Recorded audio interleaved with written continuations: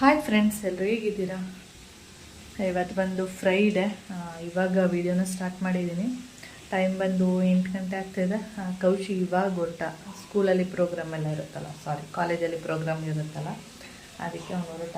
ಹಾಗೆ ನಾನು ಪಾತ್ರೆ ಎಲ್ಲ ಇವಾಗ ಜಸ್ಟ್ ತೊಳೆದಿದ್ದು. ಯಾಕೆ ಅಂದರೆ ರಾತ್ರಿ ಫುಲ್ಲು ಚಳಿ ಅಂದರೆ ವೆದರಿಗೆ ಏನೋ ಒಂಥರ ಫುಲ್ಲು ಗಾಳಿ ಬೀಸೋದು, ಒಂಥರ ಏನೋ ಚಳಿ ಆಗ್ತಾಯಿತ್ತು. ನೀರೆಲ್ಲ ಮುಟ್ಟಿದರೆ ಫುಲ್ಲು ಕೋಲ್ಡು. ಅದಕ್ಕೆ ನಾನು ಬೆಳಿಗ್ಗೆ ತೊಳೆಯೋಣ ಅಂದ್ಬಿಟ್ಟು ಬೆಳಿಗ್ಗೆ ಹೇಗಿದ್ರು ತಿಂಡಿ ಎಲ್ಲ ಮಾಡೋ ಆಗಿಲ್ಲ. ಅಂದರೆ ಇವಾಗ ಮಾಡ್ತೀನಿ. ಇವಾಗ ಕೌಶಿನ ತಿಂದಿಲ್ಲ, ಹಾಗೆ ಹೊರಟ. ಅದಕ್ಕೆ ಲೇಟಾಗಲ್ಲ ತಿಂಡಿ ಮಾಡೋದು. ಮತ್ತು ಬೆಳಿಗ್ಗೆ ತೊಳೆದ್ರೆ ಆಯಿತು ಅಂದ್ಬಿಟ್ಟು ತೊಳೆದಿರಲಿಲ್ಲ. ಇವಾಗ ಜಸ್ಟ್ ತೊಳೆದ್ಬಿಟ್ಟು ವಿಡಿಯೋ ಸ್ಟಾರ್ಟ್ ಮಾಡೋಣ ಅಂತೇಳಿ ಸ್ಟಾರ್ಟ್ ಮಾಡಿದೆ. ಹಾಗೆ ಎಲ್ಲರಿಗೂ ಸ್ವಾತಂತ್ರ್ಯ ದಿನಾಚರಣೆಯ ಶುಭಾಶಯಗಳು. ಓಕೆ ಫ್ರೆಂಡ್ಸ್, ಅದಕ್ಕೆ ಇಂಡಿಪೆಂಡೆನ್ಸ್ ಡೇ ಅಲ್ವಾ ಇವತ್ತು, ಅದರಿಂದ ಅವ್ನು ಹೊರಟ. ಒಂದೊಂದು ಸ್ಕೂಲ್ಗಳಲ್ಲಿ ಏನಂದರೆ ಮಕ್ಕಳಿಗೆಲ್ಲ ರಜಾ ಕೊಟ್ಬಿಡ್ತಾರೆ. ಒಂದೊಂದು ಸ್ಕೂಲ್ಗಳಲ್ಲಿ ಅಂದರೆ ಕಾಲೇಜ್ಗಳಲ್ಲಿ ಪ್ರೋಗ್ರಾಮ್ ಎಲ್ಲ ಮಾಡ್ತಾರೆ. ಓಕೆ, ಆಮೇಲೆ ವಿಡಿಯೋನ ಕಂಟಿನ್ಯೂ ಮಾಡ್ತೀನಿ. ಟೈಮ್ ಬಂದು ಇವಾಗ 8 ಗಂಟೆ ಆಗ್ತಾಯಿದೆ. ಮಾಮ ಇನ್ನೂ ಬಂದಿಲ್ಲ. ಬಂದಮೇಲೆ ಕಾಫಿ ಕುಡ್ಕೊಂಡು ಆಮೇಲೆ ತಿಂಡಿ ಮಾಡೋದು, ಚಪಾತಿ ಮಾಡಲಾ ಏನು ಮಾಡಲಿ ಅಂತ ಆಮೇಲೆ ಯೋಚನೆ ಮಾಡ್ತೀನಿ. ಓಕೆ ಫ್ರೆಂಡ್ಸ್, ಆಮೇಲೆ ವೀಡಿಯೋನ ಕಂಟಿನ್ಯೂ ಮಾಡ್ತೀನಿ. ಟೈಮ್ ಬಂದು ಇವಾಗ 9 ಗಂಟೆ. ಇವಾಗ ತಿಂಡಿಗೆ ರೆಡಿ ಮಾಡ್ತಾ ಇದ್ದೀನಿ. ತಿಂಡಿ ಬಂದು ಚಪಾತಿ ಮತ್ತು ಎಗ್ ಕರಿ ಮಾಡೋಣ ಅಂತೇಳಿ ಮಾಡ್ತಾಯಿದ್ದೀನಿ. ಎಲ್ಲ ರೆಡಿ ಮಾಡ್ತಾಯಿದ್ದೀನಿ. ಹಾಗೆ ನನ್ನ ಗುಮ್ಮಿ ನಾಮ ಇದ್ದಾಳಲ್ಲ, ಅವಳು ಎಲ್ಲ ಹೋಗಿದ್ದಾಳೆ, ಕರ್ಗಿ ಹಿಂದೆ ಹೋಗಿದ್ದಾಳೆ. 3 ಡೇಸಿಂದ ಅದೇ ಆಗಿದೆ. ಅದು ಯಾವಾಗ ಕತ್ತಿಸ್ಕೊಬರುತ್ತೋ ಏನೋ ಗೊತ್ತಿಲ್ಲ. ಅವಳು ಹಿಂದೆನೇ ಸುತ್ತಾ ಇರುತ್ತೆ. ಅವಳೇನಾದರೂ ಕಾಣಿಸ್ಬಿಟ್ರೆ, ಅಕಸ್ಮಾತ್ ಏನಾದರೂ ಎಲ್ಲಾದರೂ ನೋಡ್ಬಿಟ್ರೆ ಅಥವಾ ಸೌಂಡ್ ಮಾಡಿದ್ರೆ, ಇದು ಒಳಗಡೆ ಮಲಗಿರುತ್ತೆ ನೋಡಿ ಮನೆ ಒಳಗಡೆ, ಅವಾಗ ಏನಾದರೂ ಕರ್ಗಿ ಬಂದು ಹೊರಗಡೆ ಸೌಂಡ್ ಏನಾದ್ರು ಮಾಡ್ತು ಅಂದರೆ ಅವಳು ಹಿಂದೆನೇ ಸುತ್ತಾ ಇರ್ತಾಳೆ. 3 ಡೇಸ್ ಆಯಿತು ಇವತ್ತಿಗೆ. ಇವತ್ತು ಅಷ್ಟೇ ಬೆಳಿಗ್ಗೆ ಎದ್ದು ಹೋಗಿದ್ದಾಳೆ. ಮೋನ್ಮಮ್ಮ ವಾಕ್ ಮಾಡೋಕ್ಕೆ ಹೋಗ್ತಲ್ಲ, ಆ ಟೈಮಲ್ಲಿ ಹೋಗಿರೋದು. ಆವಾಗ ಇನ್ನೂ ಬಂದೇ ಇಲ್ಲ. ಟೈಮ್ ಬಂದು 9 ಗಂಟೆ. ಆವಾಗಲೇ ಏನೋ ಒಂದು ಸರಿ ಸೌಂಡ್ ಆಯಿತು, ಎಲ್ಲೋ ಕಚ್ಚಿದ್ದು. ನಾವು ಕಚ್ಚಿಸ್ಕೊಳ್ಳಿ ಎಷ್ಟೋ ಅಂತ ನಾವು ಇದು ಮಾಡೋಕ್ಕಾಗುತ್ತೆ ಅದನ್ನು ಅಲ್ವಾ, ಕಚ್ಚಿಸ್ಕೊಳ್ಳಿ ಅಂತ ಸುಮ್ಮನೆ ಆಗುತ್ತೆ. ಎಲ್ಲೆಲ್ಲ ಆ ಬಿಲ್ಡಿಂಗ್ ಈ ಬಿಲ್ಡಿಂಗು ಪಕ್ಕದ ಬಿಲ್ಡಿಂಗ್ ಎಲ್ಲ ಹೋಗುತ್ತೆ. ಹಾಗೆ ನಾನು ಎಗ್ ಕರಿಗೆ ಸ್ವಲ್ಪ ಕಡಲೆ ಬೀಜ ಹಾಕ್ತೀನಿ. ನೀವು ಸಿಪ್ಪೆ ಸಹಿತ ಹಾಕಿದ್ರೆ ಸ್ವಲ್ಪ ಕಲ್ಲರ್ ಚೇಂಜ್ ಆಗಿಬಿಡುತ್ತೆ ಅಂತೇಳಿ ಸಿಪ್ಪೆ ತೆಗೆದುಬಿಟ್ಟು ಹಾಕ್ತಾಯಿದ್ದೀನಿ ಅಷ್ಟೇ. ಸ್ವಲ್ಪನೇ ಅಷ್ಟೇ, ಟೇಸ್ಟು ಚೆನ್ನಾಗಿರುತ್ತೆ ಅಂತೇಳಿ. ಓಕೆ, ಮೊಟ್ಟೆ ಎಲ್ಲ ಬೇಯಿಸಿಟ್ಕೊಂಡಿದ್ದೀನಿ. ಇದು ಮೊರದಲ್ಲಿ ಇಲ್ಲಾಂದರೆ ಸಿಂಕ್ ಹತ್ರ ಹೋಗ್ಬಿಟ್ಟು ಅಂತ ಮಾಡಿದ್ರೆ ಎಲ್ಲ ಹೋಗ್ಬಿಡುತ್ತೆ. ಎಗ್ ಕರಿಗೆ ಈರುಳ್ಳಿ, ಟೊಮೆಟೊ, 1-2 ಬಾದಾಮ್ ಹಾಕಿದ್ದೀನಿ. ಗೋಡಂಬಿ ಇದ್ದರೆ ಗೋಡಂಬಿ ಹಾಕೋಬೋದು, ಗೋಡಂಬಿ ಇಲ್ಲ. ಮತ್ತು ನೀವು ಬರೀ ತೆಂಗಿನಕಾಯಿ ಹಾಕೋತೀನಿ ಅಂದರೂ ಹಾಕೋಬೋದು. ನಾನು ತೆಂಗಿನಕಾಯಿ ಸ್ಕಿಪ್ ಮಾಡ್ತೀನಿ. ಹಾಗೆ ಶೇಂಗಾ ಹಾಕ್ತೀನಿ ಅಷ್ಟೇ. ಅಷ್ಟು ಹಾಕ್ಬಿಟ್ಟು ರುಬ್ಬೋದು. ಓಕೆ, ಇವಾಗ ಇದನ್ನೆಲ್ಲ ಆಫ್ ಮಾಡಿ ರುಬ್ತೀನಿ. ಆಮೇಲೆ ವಿಡಿಯೋನ ಕಂಟಿನ್ಯೂ ಮಾಡ್ತೀನಿ. ಈರುಳ್ಳಿ, ಟೊಮೆಟೊ ಮತ್ತು ಕೊತ್ತಂಬರಿ ಸೊಪ್ಪು ರೆಡಿ ಮಾಡ್ಕೊಂಡಿದ್ದೀನಿ. ಇದು ಒಗ್ಗರಣೆಗೆ ಹಾಕೋದಕ್ಕೆ. ಹಾಗೆ ಎಗ್ಗು ನಾವು 3 ಜನ ಇರೋದ್ರಿಂದ 5 ಎಗ್ ತೊಗೊಂಡಿದ್ದೀನಿ. ಒಬ್ಬೊಬ್ಬರು ಒಂದೊಂದೇ ತಿನ್ನೋದು, ಇರಲಿ ಎಕ್ಸ್ಟ್ರಾ ಒಂದು ಅಂತೇಳಿ ತೊಗೊಂಡಿರೋದು ಅಷ್ಟೆ. ಹಾಗೆ ಇಲ್ಲಿ ಹೀಗೆ ಮಧ್ಯ ಕಟ್ ಮಾಡ್ತಾಯಿದ್ದೀನಿ. ಏನಕ್ಕೆ ಅಂದರೆ ಮಸಾಲೆ ಎಲ್ಲ ಚೆನ್ನಾಗಿ ಹಿಡಿಯುತ್ತೆ ಅಂಥೇಳಿ. ತುಂಬ ಕಟ್ ಮಾಡಿಬಿಡ್ಬೇಡಿ, ಅದೇನಾಗುತ್ತೆ ಓಪನ್ ಆಗಿಬಿಡುತ್ತೆ ಆಮೇಲೆ ಫ್ರೈ ಮಾಡಬೇಕಾದ್ರೆ. ಓಕೆ, ಈ ಥರ ಮಾಡಿದ್ರೆ ಆಯಿತು.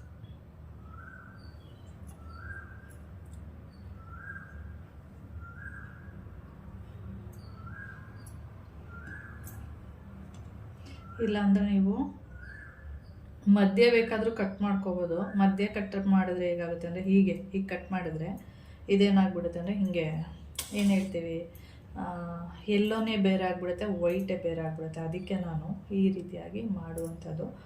ಇವಾಗ ಇದು ರೆಡಿ ಇದೆ. ಇವಾಗ ಮಸಾಲೆ ರುಬ್ಬೇಕಷ್ಟೆ. ಅದೊಂದು ರುಬ್ಕೊಂಡ್ರೆ ಎಲ್ಲ ರೆಡಿ ಆಗುತ್ತೆ.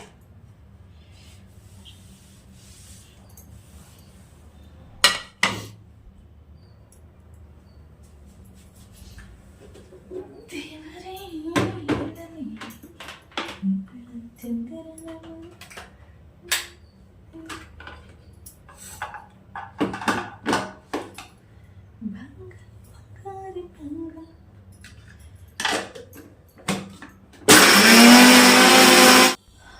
ಓಕೆ. ಇವಾಗ ನಾನು ಎಗ್ ಕರಿ ಮಾಡ್ತಾಯಿದ್ದೀನಿ.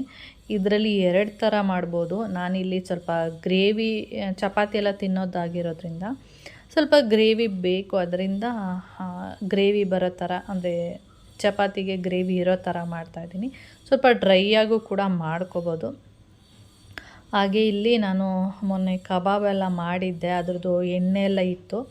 ಅದನ್ನು ಈ ರೀತಿಯಾಗಿ ನೀವೇನಾದರೂ ಕಬಾಬ್ ಮಾಡಿರ್ತೀರ, ಅಂದರೆ ಫಿಶ್ ಕಬಾಬೆಲ್ಲ ಸ್ವಲ್ಪ ಕಷ್ಟ, ಅದನ್ನು ಯಾವುದಕ್ಕೂ ಯೂಸ್ ಮಾಡೋಕ್ಕಾಗಲ್ಲ. ಬೇಕಾದ್ರೆ ಫಿಶ್ ಮಾಡಬೇಕಾದ್ರೆ ಮಾತ್ರ ಅದನ್ನು ಯೂಸ್ ಮಾಡ್ಕೋಬೋದು.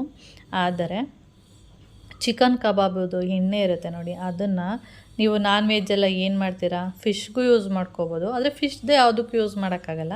ಆದರೆ ಚಿಕನ್ ಕಬಾಬ್ ಮಾಡಿ ಉಳಿದಿರುವಂಥ ಎಣ್ಣೆನ ಮೊಟ್ಟೆ ಕರಿ ಅಥವಾ ಆಮ್ಲೆಟು, ಚಿಕನ್ ಸಾರು, ಮಟನ್ ಸಾರು, ಮತ್ತು ಏನಾದರೂ ಚಿಕನ್ ಕಬಾಬು ಮತ್ತು ಫಿಶ್ ಏನಾದರೂ ಮಾಡಿದ್ರೆ ಮತ್ತೆ ಅದನ್ನು ಆ ಥರ ಯೂಸ್ ಮಾಡ್ಕೋಬೋದು.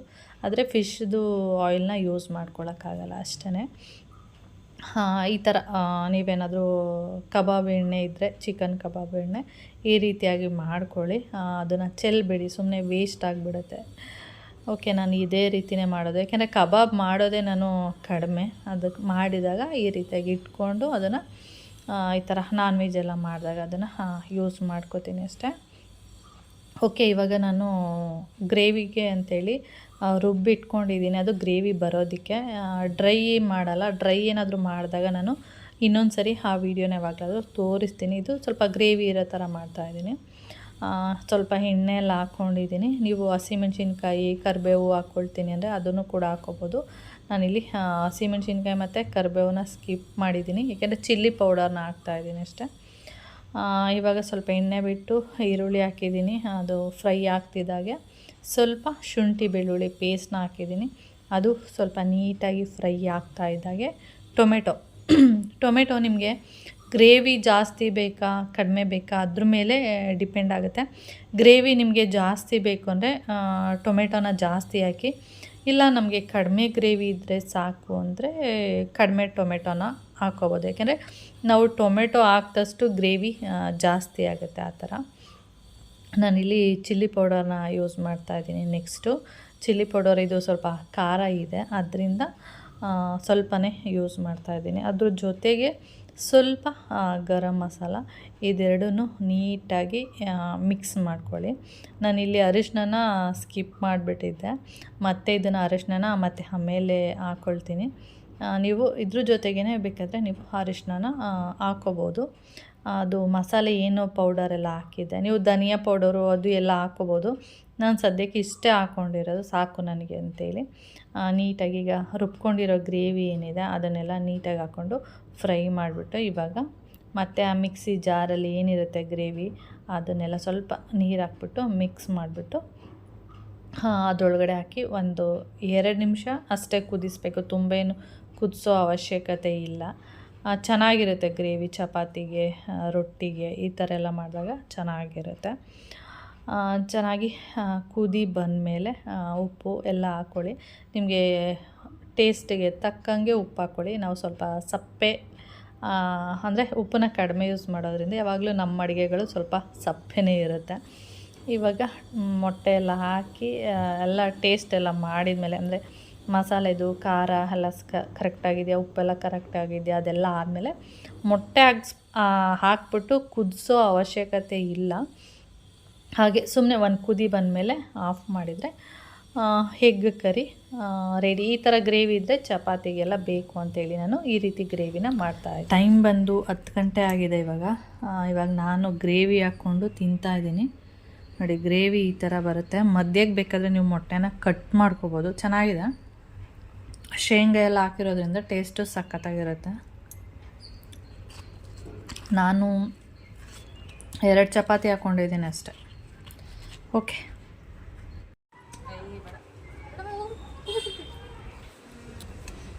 ಹಾಕು ತಲೆ ಮೇಲೆ ಹಾಕು.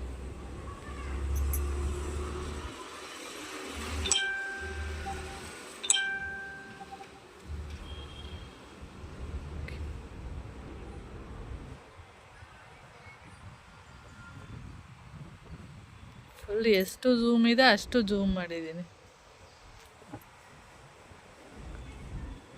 ಗಡ್ವಾದ ಅಲ್ಲೇ ಅದೇ ನೋಡು.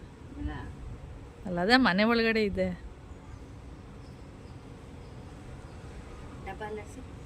ಬರಲ್ಲ.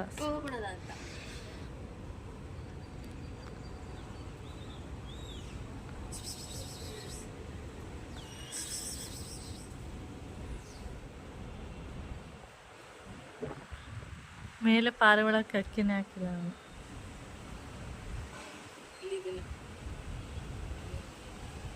ಬೆಳಿಗ್ಗೆ ಹೋಗಿರೋದು, ಅಪ್ಪ ಬೆಳಿಗ್ಗೆ ಹೋಯ್ತಲ್ಲ ಅವಾಗ ಹೋಗಿರೋದು ಅದು. ಅವಾಗಿಂದ ಬಂದಿಲ್ಲ.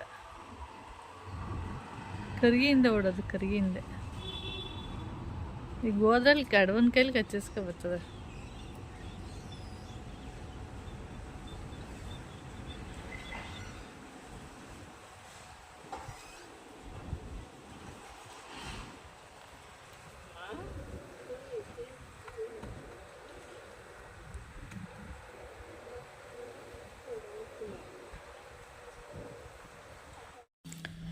ಇದು ಏನು ಮಾಡ್ತಾ ಇದೆ ಅಂದರೆ ಗುಮ್ಮಿ ಒಂದು 2-3 ದಿನದಿಂದ ಕರ್ಗಿಯಿಂದೇ ಹೋಗೋದು. ಹೋಗಿ ಎಷ್ಟೊತ್ತಿಗೆ ಬರುತ್ತೆ ಏನು ಅಂತಲೇ ಗೊತ್ತಿಲ್ಲ, ಯಾವಾಗಲೂ ಅದರಿಂದನೇ ಹೋಗ್ತಾ ಇರುತ್ತೆ. ನಿನ್ನೆ ರಾತ್ರಿನೂ ಹಾಗೆ ಸುಮಾರು ಒಂದು 5:30-6 ಗಂಟೆ ಟೈಮಲ್ಲಿ ಹೋಗಿರೋದು. ಹೋಗಿ ಬಂದಿರೋದು ಎಷ್ಟು ಗಂಟೆಗೆ ಅಂದರೆ 8:30 ಆ ಥರ ಬಂದಿರೋದು. ನಾನು ಯಾವತ್ತೂ ಆ ಥರ ಮಾಡಲ್ಲ. ಅದು ನನಗೆ ಸ್ವಲ್ಪ ಎಷ್ಟೊತ್ತಾದರೂ ಬಂದಿಲ್ವಲ್ಲ ಎಲ್ಲಾದರೂ ಅಂದರೆ ಇವಾಗ ಗಡ್ವೆ ಅಥವಾ ನಾಯಿ ಏನಾದರೂ ಕಚ್ಚುತ್ತಾ ಅಥವಾ ಈ ಥರನೇ ಫೀಲ್ ಆಗ್ತಾ ಇರುತ್ತೆ ನನಗೆ. ಆಮೇಲೆ ನೋಡಿದ್ರೆ ಮೋಹನ್ ಮಾಮ ಬಂದ್ರಲ್ಲ, ಆ ಟೈಮಲ್ಲಿ ಅದು ಬಂತು. ಅದಾದಮೇಲೆ ನೆಕ್ಸ್ಟ್ ಡೇ ಬೆಳಿಗ್ಗೆನೂ ಅಷ್ಟೇ ಹೋಗಿರೋದು, ಸುಮಾರು 12:30 ಆದ್ರೂ ಬಂದಿಲ್ಲ. ಆಮೇಲೆ ಕೌಶಿ ಬರೋ ಟೈಮಲ್ಲಿ ಕೌಶಿಗೆ ಹೇಳ್ತಾ ಇದೆ, ನೋಡು ಅದು ಬೆಳಿಗ್ಗೆ ಹೋಗಿರೋದು ಬಂದೇ ಇಲ್ಲ ಅಂತೇಳಿ.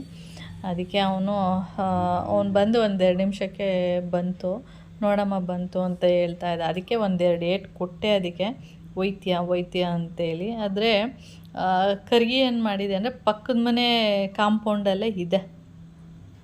ಅದಕ್ಕೆ ಇದು ಹೋಗಬೇಕು ಅಂತ ಆಸೆ, ಆದರೆ ಹೋಗೋಕ್ಕೆ ಭಯ. ಯಾಕೆ ಅಂದರೆ ಅವರಪ್ಪನೂ ಅಲ್ಲೇ ಅದೇ ಕರ್ಗಿ ಪಕ್ಕದಲ್ಲೇ ಇದೆ. ಅಂದರೆ ಕರ್ಗಿ ಹೊರಗಡೆ ಇದೆ, ಅಲ್ಲೊಂದು ಮನೆ ಖಾಲಿ ಇದೆಯಲ್ಲ, ಖಾಲಿ ಮನೆ ಒಳಗಡೆ ಇದ್ರಪ್ಪ ಇದ್ದಾನೆ. ಇದು ಹೋದರೆ ಗೊತ್ತಾಗ್ಬಿಟ್ಟಿದೆ, ಯಾಕೆಂದರೆ ಇದು ನೋಡ್ತು ಅದನ್ನು, ಹೋದರೆ ಕಚ್ಚುತ್ತೆ ಅಂತೇಳಿ ಇದು ಹೋಗ್ತಿಲ್ಲ, ಇಲ್ಲೇ ಕೂತ್ಕೊಂಡು ಅಷ್ಟೊತ್ತಿಂದ ನೋಡ್ತಾ ಇದೆ ಅದನ್ನು ಅಷ್ಟೇ. ಆ ಥರ ಒಂದು 3-4 ದಿನದಿಂದ ಈ ಥರ ಮಾಡ್ತಾಯಿದೆ. ಸಖತ್ ಕೋಪ ಬಂದುಬಿಡುತ್ತೆ ಅದಕ್ಕೆ. ಮತ್ತು ಇದರಲ್ಲಿ ಒಂದೊಂದು ಹುಳ ಎಲ್ಲ ಇರುತ್ತಲ್ಲ, ಅದನ್ನು ನಾನು ಸುಮ್ಮನೆ ಹಾಗೆ ಬಿಸಿಲು ಬರ್ತಾಯಿತ್ತು ಲೈಟಾಗಿ, ಅದಕ್ಕೆ ಅದನ್ನು ಹುಳನ ತೆಗಿಯೋಣ ಅಂತೇಳಿ ಆ ಹುಳನ ತೆಗಿತಾ ಇರುವಂಥದ್ದು ಅಷ್ಟೇ. ಅಂದರೆ ಒಂದೇ ಬೆಕ್ಕಿದ್ರೆ ಹುಳಗಳು ಜಾಸ್ತಿ ಆಗಲ್ಲ. ಅಂದರೆ ಅವಾಗವಾಗ ಅದನ್ನು ಸ್ನಾನ ಮಾಡಿಸೋದು ಅದೆಲ್ಲ ಮಾಡಿದ್ರೆ ಅಷ್ಟೊಂದು ಹುಳ ಆಗಲ್ಲ, ಬಿಟ್ಬಿಟ್ರೆ ಹುಳ ಆಗಿಬಿಡುತ್ತೆ. ಮತ್ತು ತುಂಬ ಬೆಕ್ಕುಗಳಿದ್ರೂ ಹುಳ ಜಾಸ್ತಿ ಆಗಿಬಿಡುತ್ತೆ, ಯಾಕೆಂದರೆ ಎಲ್ಲ ಒಟ್ಟಿಗೆ ಇರ್ತಾವಲ್ಲ, ಆವಾಗ ಹುಳಗಳು ಜಾಸ್ತಿ ಆಗಿಬಿಡುತ್ತೆ. ಇಲ್ಲಾಂದರೆ ಹುಳಗಳೇನಾಗಲ್ಲ ಅದರಲ್ಲಿ. ಹಾಗೆ ಸುಮ್ಮನೆ ಕೂತ್ಕೊಂಡಿದ್ನಲ್ಲ, ಅದಕ್ಕೆ ಹುಳ ಏನಾದರೂ ಇದೆಯಾ ಅಂತೇಳಿ ಸುಮ್ಮನೆ ಹಾಗೆ ನೋಡುವಂಥದ್ದು. ಅದಕ್ಕೆ ಇದು ಹೊರ್ಗಡೆನೇ ಕೂತಿದೆ, ಯಾಕೆಂದರೆ ಅಲ್ಲಿ ಕರ್ಗಿ ಇದೆಯಲ್ಲ ಮತ್ತು ಹೋಗೋದಕ್ಕೆ ಅಂತೇಳಿ. ಅದಾದಮೇಲೆ ನಾನು ಸುಮ್ಮನೆ ಕೂತಿದ್ನಲ್ಲ, ಇಲ್ಲಿ ನೋಡಿ ರಂಗೋಲಿ ಬಿಡೋಣ ಅಂತೇಳಿ. ರಂಗೋಲಿನೇ ಬಿಡಲ್ಲ ನಾನು, ಊರಿಗೆಲ್ಲ ಹೋದರೆ ಅಷ್ಟೇ ರಂಗೋಲಿ ಎಲ್ಲ ಬಿಡೋದು. ಬಳಪ ಇತ್ತು, ಅದನ್ನು ತೊಗೊಂಡು ಸುಮ್ಮನೆ ಕೂತ್ಕೊಂಡಿದ್ದೆ ಅಂದ್ಬಿಟ್ಟು, ಯಾಕೆಂದರೆ ಬಿಸಿಲು ಬರ್ತಾಯಿತ್ತು ಲೈಟಾಗಿ ಅಂತೇಳಿ ರಂಗೋಲಿನ ಬಿಟ್ಟೆ. ಸ್ವಲ್ಪ ಹೊತ್ತಿಗೆ ಮಳೆ ಬಂದು ಎಲ್ಲ ಹೋಯ್ತು. ಸುಮ್ಮನೆ ಹೀಗೆ ಚೆನ್ನಾಗಿದೆ ಅಲ್ಲ.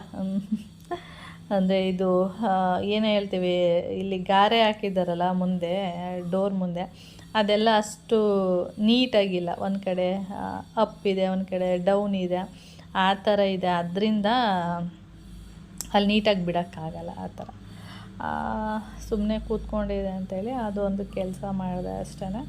ಅದಾದಮೇಲೆ ಇದು ಅಲ್ಲಿ ಹೋಗಬೇಕು ಅಂತ ಇದಕ್ಕೆ ಆಸೆ, ಆದರೆ ಮಳೆ ಬರ್ತಾಯಿತ್ತು, ಒಂದು ಗಡ್ವ ಕೂಡ ಅಲ್ಲೇ ಇತ್ತು, ಅದರಿಂದ ಇದು ಹೋಗೋಕ್ಕಾಗಿಲ್ಲ ಅಷ್ಟೇ, ಇನ್ನೇನಿಲ್ಲ.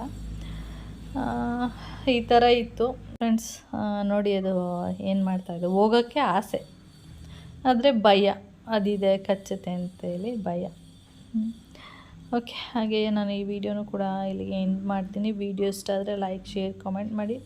ಹಾಗೆ ಯಾರಾದರೂ ಫಸ್ಟ್ ಟೈಮ್ ನೋಡ್ತಾ ಇದ್ದರೆ ಪ್ಲೀಸ್ ಸಬ್ಸ್ಕ್ರೈಬ್ ಮಾಡ್ಕೊಂಡು ನೋಡಿ. ಹಾಗೆ ಇಲ್ಲಿ ನಾನು ಬೆಕ್ಕದು ವೀಡಿಯೋನ ಆ್ಯಡ್ ಮಾಡಿದ್ದೀನಿ, ಏಕೆಂದರೆ ಅದು ಫುಲ್ಲು ಆಟ ಎಲ್ಲ ಆಡ್ತಾಯಿತ್ತಲ್ಲ, ಅದ್ರ ವೀಡಿಯೋಸು ಕ್ಲಿಪ್ಪಿಂಗ್ ಎಲ್ಲ ತೊಗೊಂಡಿದ್ದೆ. ಅದಕ್ಕೆ ಅದು ಕ್ಲಿಪ್ಪಿಂಗ್ಸ್ ಎಲ್ಲ ಹಾಗೇ ಇರಲಿ ಅಂತೇಳಿ ಹಾಕ್ತಿದ್ದೀನಿ.